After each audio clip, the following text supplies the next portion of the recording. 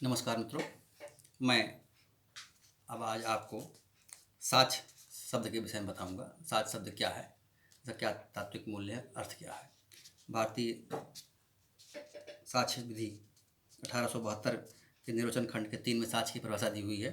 वो ये कहती है कि वे सभी कथन जिनके जांचाधीन तथ्य के विषय के संबंध में न्यायालय अपने सामने साक्ष्यों द्वारा किए जाने की अनुज्ञा देता है या अपेक्षा करता है, वह क्या कहलाएंगी? वह मौखिक साक्ष्य कहलाएंगी। तो दो प्रकार के साक्ष्य हैं, एक मौखिक, एक दस्तावेजी। इसी साक्ष्य की जो परिभाषा में दोनों मौखिक और दस्तावेजी दोनों को कवर कर लिया गया है। तो ऐसे कथन जो न्यायालय के सामने किए जाने हैं, किस विषय के बारे में किए जाने हैं? जो उसके सामने है। क्या उसके सामने है? मैटर इन डिस्प्यूट, जिसे आप क्या कहते हैं? Fact in issue. तो फैक्ट इन इशू जो मैंने आपको बता चुका हूँ बहुत विस्तार से, बहस नहीं दोबारा उस पर करना है। फैक्ट इन इशू जो है उसके जो निस्तारण के लिए, उसके निस्तारण के लिए जो मौखिक साक्ष्य आएंगे वे मौखिक साक्ष्य कहे जाएंगे, और उनके समर्थन में या उनको डिनाई करने के लिए जो लिखित दस्तावेज आप प्रस्तुत करेंगे वह लिखित दस्तावेज कहलाएंगे, लिखित साक्ष्य कहलाएंगे। तो दो प्रकार के साक्ष्य हैं, एक मौखिक, एक दस्तावेजी। जो फैक्ट इन इशू में आप मुंह जबानी देंगे वो मौखिक, जो लिखित देंगे वह दस्तावेजी साक्ष्य आपका कहलाएगा। बहुत सीधा सा, बहुत सिंपल सा इसका मतलब है। एक चीज़ आप और देख लेंगे कि इसी परिभाषा में भी लिखा हुआ है कि कोर्ट अपने सामने प्रस्तुत करने की अनुज्ञा देता है या अपेक्षा करता है। दोनों चीज़ है, परमिट्स आर रिक्वायर। तो कोर्ट परमिट भी कर सकता है, जैसे कोई एक साक्ष्य ऐसा है जिसे कोर्ट नहीं मांग रही है तो आप दे सकते हैं कि साहब मैं ये न्यायालय में ये एविडेंस है, मेरे पास मौखिक है, दस्तावेजी मैं पेश करना चाहता हूँ, तो परमिट हो गया। कभी कभी क्या होता है कि दोनों पक्ष उसको पेश नहीं करना चाहते, लेकिन न्यायालय देख रही है कि इस विषय में अगर इस प्रकार का कोई एविडेंस ना आया तो न्याय नहीं हो पाएगा। अगर ऐसी स्थिति बन जाती है कि अगर इस मामले में इस तरह का कोई एविडेंस ना आया तो न्याय नहीं हो पाएगा, जहां पार्टियां नहीं प्रस्तुत कर पा रही हैं या नहीं प्रस्तुत करना चाहती हैं, वहां न्यायालय बिना किसी पार्टी के एप्लीकेशन के भी यह कह सकता है कि इसके बारे में कोई साक्ष्य हो तो प्रस्तुत करिए। तो दो चीज़ आपको आ गई, परमिशन, इसीलिए मैं आपको बता दे रहा हूँ प्रैक्टिकल व्यवहारिक प्रक्रिया। परमिशन वर्ड पे आप ध्यान दीजिएगा और रिक्वायर वर्ड, दोनों वर्ड इसमें यूज हैं। एक चीज़ और बता दें, जब भी आप कानून को पढ़ें उसके एक एक शब्दों पर विशेष ध्यान दें।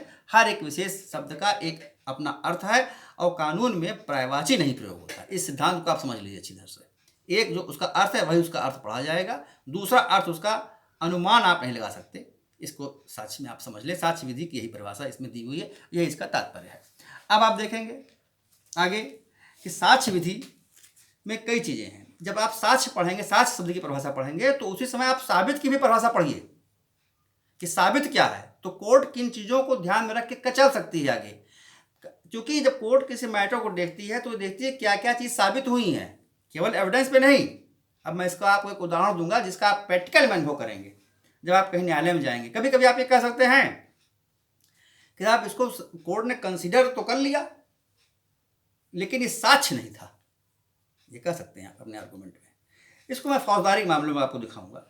जैसे एक अपराधी है जिसकी एक विशिष्ट भाव भंगिमा है, जो न्यायालय में आता है, चलने का ढंग, बोलने का ढंग, उठने का ढंग, बैठने का ढंग, तौर तरीके उसके जो हैं वह न्यायालय को कुछ आभास कराते हैं, तो उसको भी न्यायालय कंसिडर करेगी, अपने जजमेंट में कर सकती है।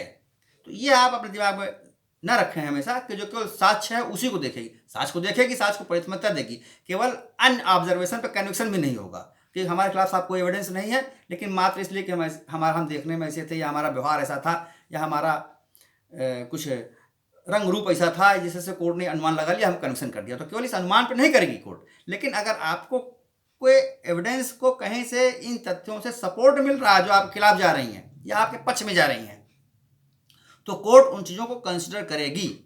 क्योंकि आप आगे देखेंगे साबित शब्द की जब परिभाषा पढ़ेंगे, इसलिए मैं अभी बता दे रहा हूँ, क्योंकि जब साबित शब्द आप पढ़ाएंगे तो इसको आप ध्यान रखिएगा कि ऐसा भी होता है। जैसे डिमेनियर ऑफ फिटनेस, एक आपने शब्द पढ़ा होगा कि डिमेनियर ऑफ फिटनेस क्या होता है। तो कोर्ट की भावभंगिमा, कोर्ट उसको रिकॉर्ड करती है, बिना देखे भी रिकॉर्ड कर सकती है, बता के भी रिकॉर्ड कर सकती है। जैसे कोई साक्षी न्यायालय में खड़ा है, बार बार पसीना पोंछ रहा है, बार बार इधर उधर देख रहा है, रिकॉर्ड झांक रहा है, या कोर्ट में ऐसा व्यवहार कर रहा है, सही प्रश्नों के सही उत्तर नहीं देना चाहता है, रुक रुक के 5-5, 10-10 मिनट बाद, 4-4 मिनट बाद उत्तर दे रहा है, तो ये डिमेनियर ऑफ फिटनेस आ जाएगा और उसको भी कोर्ट अपने उसमें कंसिडर करेगी। तो इसको मैं आपको बता दे रहा हूँ। तो इस प्रकार से यही चीज़ है जिसको आप देखेंगे आगे। अब आपको एक बता दें आपको एक चीज़ कि एक चीज़ समझें आप जो मुख्य है, इसकी आप चाहे शॉर्ट में इसको आप देख भी सकते हैं कि जैसे अपराधी द्वारा प्रयुक्त शस्त्र, वस्त्र, अपराध संबंधी कोई वस्तु जो न्यायालय के समक्ष आती है वे भी निर्णय में सहायक होती हैं, जैसे न्यायालय की भावभंगिमा इत्यादि चीज़ें हैं, ये आप देख लेंगे। अब इसके आगे हम आपको पढ़ाएंगे कि साक्ष्य कितने प्रकार के होते हैं। साक्ष्य जो है मुख्यतः जो है वो जो बहुत बेसिक है मैं आपको बता के चलूँगा, जो प्रैक्टिकल से भी कनेक्टेड है, कहीं ना कहीं प्रैक्टिस से भी कनेक्टेड है, कि डायरेक्ट एविडेंस और सर्कमस्टांशियल एविडेंस। डायरेक्ट एविडेंस भी होते हैं जो आप जिसको डायरेक्ट देखते हैं, जैसे आप किसी व्यक्ति की ए की हत्या बी ने कारित की तो बी को आपने मर्डर करते हुए देखा है, डायरेक्ट एविडेंस आ जाएगा। चाकू चला रहा है, बंदूक चला रहा है, राइफल चला रहा है, पिस्टल चला रहा है, डायरेक्ट एविडेंस है। किसका? जिसने देखा।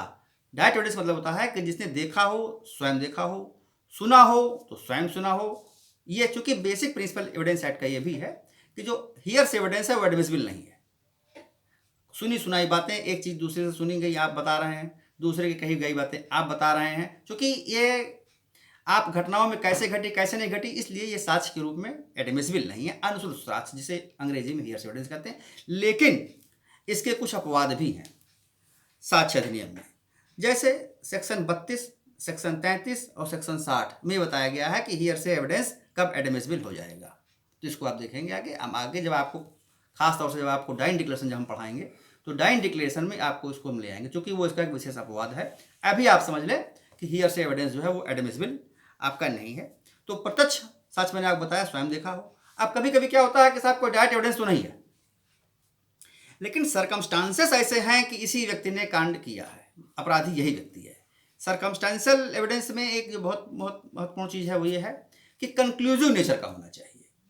लॉ में कन्विक्शन क्रिमिनल साइड में करते समय मे वर्ड नहीं कहीं प्रयोग होना चाहिए। सरमाइज एंड कंजेक्चर पे आप कोई पनिशमेंट नहीं कर सकते, पहली चीज़। दूसरी चीज़, ऐसा भी हुआ होगा, ऐसे भी हत्या हो सकती है, इस पर भी आप कोई कन्विक्शन नहीं कर पाएंगे। मस्ट वर्ड यूज़ किया गया है, आप कई निर्णय में देखेंगे। दूसरी चीज़, अगर सर्कमस्टेंशियल एविडेंस आ रहे हैं तो आपके पास लिंक से लिंक उसका मिलना चाहिए, मेन इंपॉर्टेंट है सर्कमस्टेंशियल एविडेंस में। और सारी की सारी प्रोबेबिलिटीज़ मिक्स होनी चाहिए, मिलनी चाहिए। और हर प्रोबेबिलिटीज़ पे विचार करने के बाद, हर स्थितियों पे विचार करने के बाद यह स्पष्ट 100% हो जाना चाहिए कि इस व्यक्ति के सिवा कोई अन्य व्यक्ति यह काम नहीं कर सकता, इस व्यक्ति के अलावा अन्य कोई व्यक्ति अपराध कारित नहीं कर सकता, तभी केवल कन्विक्शन होगा, अदरवाइज कोई कन्विक्शन आप नहीं कर पाएंगे। क्यों? क्योंकि बेसिक सिद्धांत ये है कि 100 अपराधी छूट जाएं, लेकिन एक निर्दोष को सजा नहीं होनी चाहिए। उसका आगे साइकोलॉजिकल इम्पैक्ट वगैरह है, वो हमारा मुद्दा नहीं है, उस पर बहस नहीं करेंगे आपसे। तो ये बेसिक, इसको बचाने के लिए ऐसा ना हो कि कोई स्थितियां अलग घटी हों, उसमें बेचारा निर्दोष रहा हो, इसलिए कन्विक्शन उस पर नहीं होना चाहिए। इसलिए सभी सर्कमस्टांसेस को जोड़ के, सभी फैक्टों को जोड़ के, सभी कड़ियों को जोड़ के, जब आप 101, जब आप ये नहीं कि यह व्यक्ति रहा होगा या इसने किया है, इस पर सजा नहीं होगी।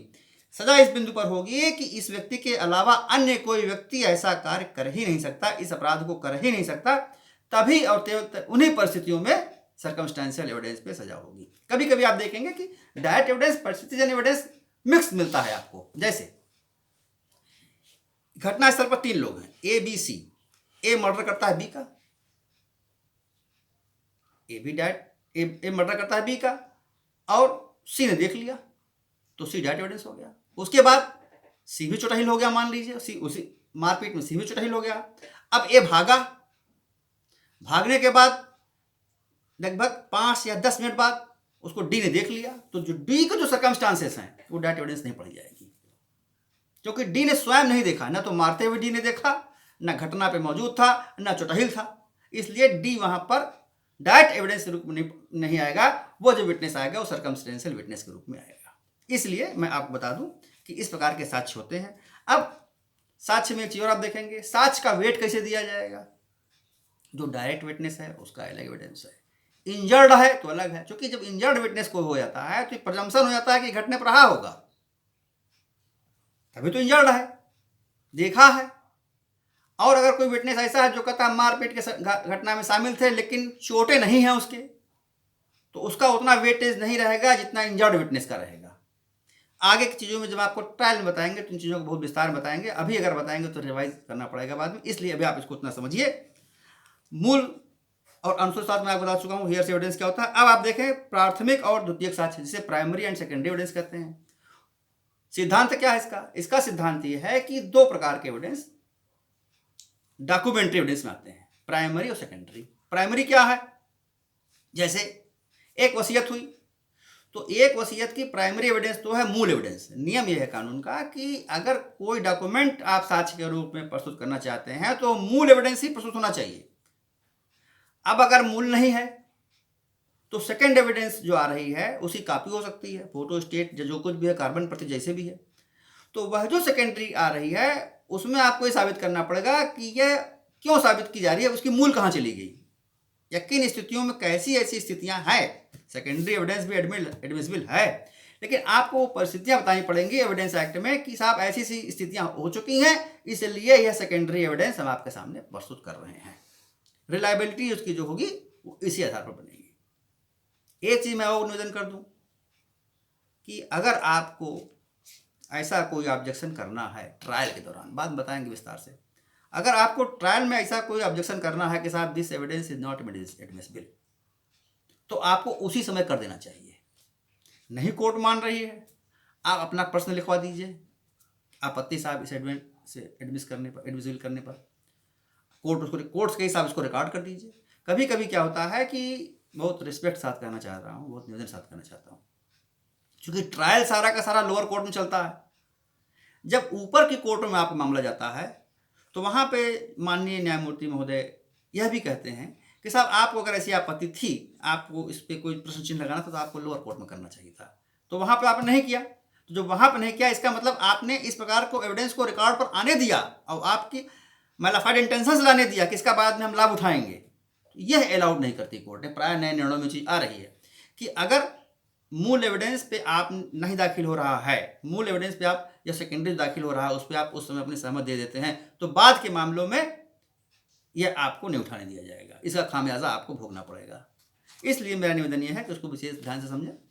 अब तो उस स्थितियों को आप बताएं, अगर वो स्थिति आप सेटिस्फाइड कर लेते हैं तो प्राइमरी के बाद आपका सेकेंडरी, क्योंकि लॉ यही कहता है कि कोई भी दस्तावेज मूल रूप से ही साक्ष्य में आपको प्रस्तुत करनी चाहिए। ये आपका हो गया मूल और अनुसूचित, मैंने बताया आपको, प्राथमिक और द्वितीय साक्ष्य बताया। अब आपको अच्छी बता दें हम कि ओरल एविडेंस मैंने आपको बताया वो सेक्शन 59 सेक्शन 60 आप देख लेंगे, और डॉक्यूमेंट्री एविडेंस के लिए सेक्शन 61 62 सेक्शन 63 आप दी एविडेंस एक्ट।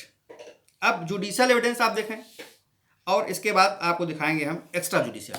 तो जुडिशियल एविडेंस क्या होता है और एक्स्ट्रा जुडिशियल एविडेंस क्या होता है, दोनों में क्या अंतर है, इसको मैं आपको अगली कड़ी में प्रस्तुत करूंगा। नमस्कार, धन्यवाद।